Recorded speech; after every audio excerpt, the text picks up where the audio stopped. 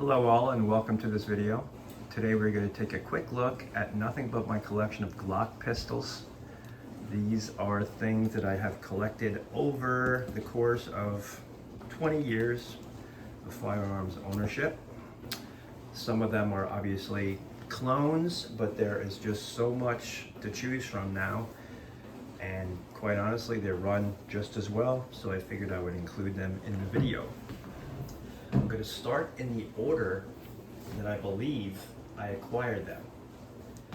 We're going to look first at this model 26, 27. I keep on forgetting what it is because I have the barrels and internals, which is key, to use it as a 9mm, 40, and 357 SIG.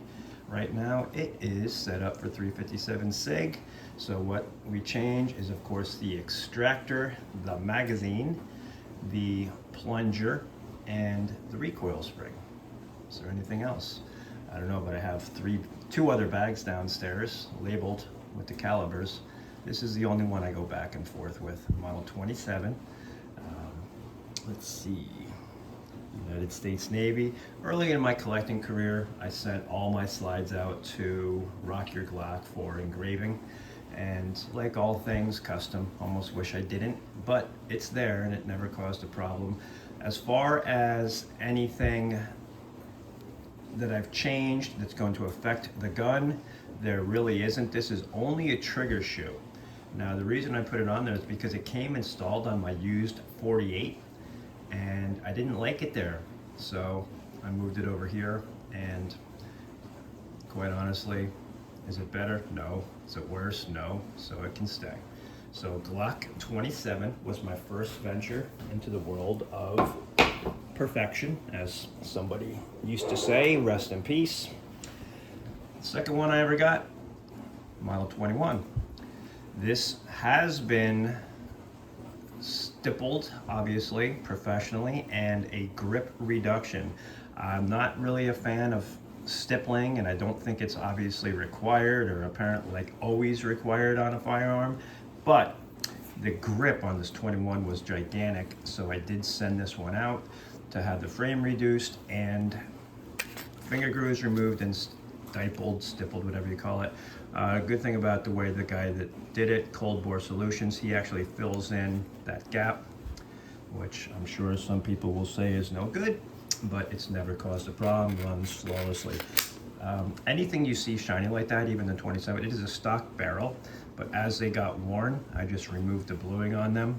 I don't know, one day I just decided to make them all like that, and again, am I glad I did it? Nah, it's irrelevant. What was I going to say about this one? So what looks like a stippled frame on this is a sticker. I forget by who. And there was something else I picked it up for. Oh well.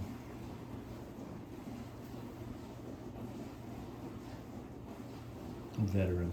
Just a little something. Okay. So from there, my first used Glock purchase was this model 22. 40 caliber. It also made it to Rock Your Glock, but I refinished the slide. It was like a police trade-in. Came in the old Tupperware box. Got it for $340, give or take, and has original night sights on it, which hardly glow. But Glock 40. All the undercuts on everything but the 21 I did myself. Luckily, they all came out pretty good. I mean, there's obviously not from the factory, but it does fit my hand better. So you guys know, I do wear an extra large glove. I would say I have skinnier fingers, but they're long enough that like large gloves just don't work for me. So I do want as much of a purchase on these grips as I can get. From that one, I picked up a 19. The 27, 21, and 19 were all new, and some of the later ones were, but there's some used ones that I'll try to remember to point out. So Glock 19, wonderful gun. I traded in a Smith & Wesson 500 for this and a bunch of mags and ammo and stuff at a shop. I was just fed up with the 500. Just wasn't shooting it and wanted to get out of it. All right, from there, Glock 17. Of course, you have to add the original. This one has, I believe, just a trigger shoe, but you know what? It could be an aftermarket trigger. This one has a pretty late pull, so Glock 17. This is an older gun as well. My first venture into aftermarket slides. This is a polymer 80. For the sake of the video, it's a serialized frame, and that has a salient arms barrel. And this was my first optic, a Holosun 507C. I recently put on a compensator. It's just a cheap eBay compensator because I wanted to get a feel to see if they're even noticeably different. And I'm gonna say it is, so a better comp is in my future. Two deals I could not pass up on were these daggers. I had a Vortex Viper that I took off of my Walther and was just sitting in my box. So when I saw the pre-cut doctor slides, I grabbed one. I got this whole package. This was the package where it was the gun and 10 PMags for 400 bucks. So I grabbed that. Also wanted to feel the compensator on a smaller gun, so I threw that on there, and it's noticeable. It's noticeable. We're not going to spend too much time on the aftermarkets. This sole purpose of it though was to see how little money I could spend to get a working 9mm pistol, and this one is sub $300. The frame was on sale for $49, and there was a Memorial Day clearance for the slide minus the barrel and recoil spring for, like, I'm gonna say $149. I don't exactly remember. Had the sights. I mean, I would have had to. No, it had the sights. It came with the sights.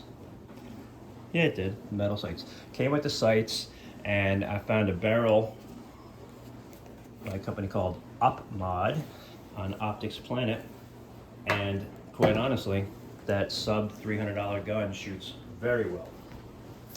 The only gun that's holstered is a Glock 48 with the EPS carry. It is holstered because it's loaded, but we won't put our finger near the trigger. Glock 48. This was a great used pickup as well. I got it for a really oddball price in the used market. It was like $338. It was cheap. What happened was the guy won a CZP10 on Gunbroker for an outrageously cheap bid. Well, I guess on par at the time. So he sold his 48 for the same exact price that he won the auction for. So I was lucky enough to grab it from him. My first venture into the long slides with a 34, gotta say, I like them. I've always been a fan of big, obnoxious guns, as you could probably tell from my revolver videos, but this isn't obnoxious. I mean, it's full size, obviously. EPS is off. Actually, I'll turn it on. I should probably put it outside and get a little bit of light on it. I think it's on. As you can tell, I don't like to rely on optics. I mean, I've been shooting, I think it's actually out of solar power because it's been in my safe for like ever. I only am recently getting into optics. Oh, it's on. I am only recently getting into optics, and I have mixed reviews on them. Now, I mean, with the 40 that's about to come up, I wasn't planning to put an optic on there, but then I'm like, hey, it's a MOS. All I need is a better plate and I'll have an optic. So guess what? There's an optic on there now. But Glock 34, beautiful gun. Oh, this has the Glock competition trigger in there, which, my reviews on that are mixed. Oh, this is important. On most of my Generation 3s, I actually put a New York trigger, the olive drab colored one, in with a 3.5 connector, and I love it. Let me just grab one and show you why. Make sure it's not loaded. See, my mag is loaded, but it's not loaded for the video, okay? So it's nice that up until the wall, I mean, it's not gonna go off accidentally. Then it's gonna be a crisp wall, but the positive reset is why I like that New York trigger.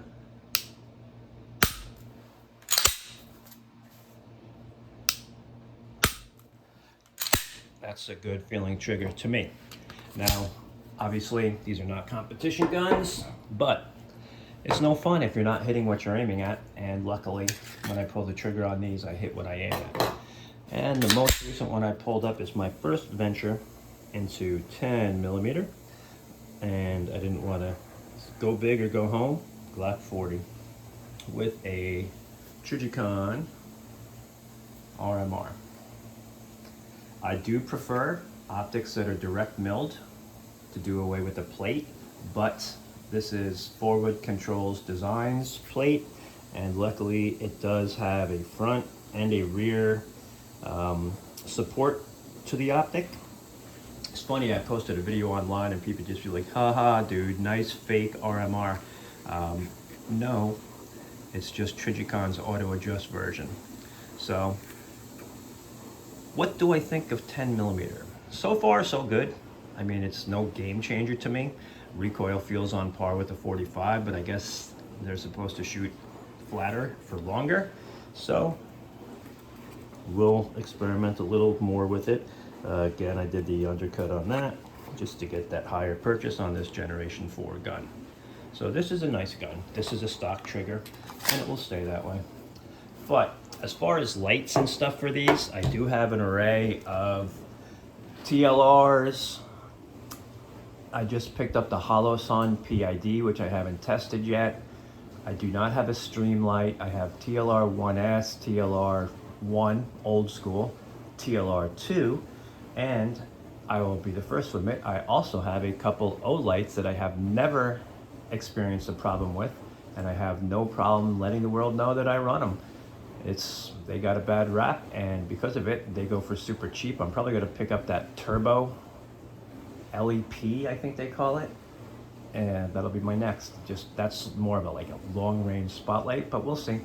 So thanks for looking at my Glock collection. I wanted to get a video up for the new year, and I'm a big believer in a motto that somebody once said, and I don't know where I heard it: show your friends your Smith & Wessons and your Kimbers and your Colts. Show your enemies your Glocks.